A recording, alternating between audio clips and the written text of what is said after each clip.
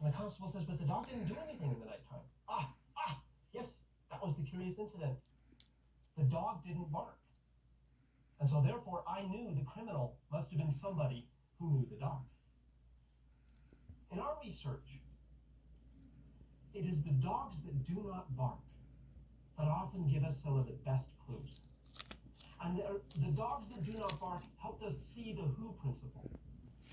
And you would think that if you're leading a company from good to great, one of the things you would expect to see, one of the dogs you would expect to bark, is that you would find very motivating and charismatic leaders who could infuse motivation into the troops so that they would go out and do good to great things. Well, as our research unfolded, what we found is that most of the good to great leaders had a charisma bypass. They couldn't motivate anybody as just a pure motivational force. That's not how they led. But then when we began asking them, how did you get alignment? How did you get people motivated behind what you were trying to do? The dog just didn't bark. They didn't spend any time on that.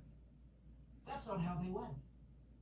And we scratched our heads a little bit. How would you make sense of the fact that you're getting a whole company to go in a different direction, and yet the leaders who made this happen didn't invest in figuring out how to motivate people, how to inspire people, how to get people behind the flywheel?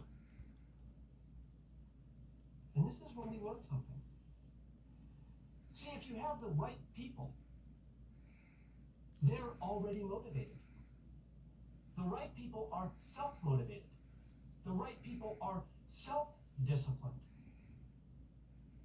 And the challenge of management, the challenge of leadership is not to how to figure out how to motivate the wrong people into the right people. It's how to get the right people and then not do all the stupid management things that tend to demotivate the already motivated people. But what you also talked about in your book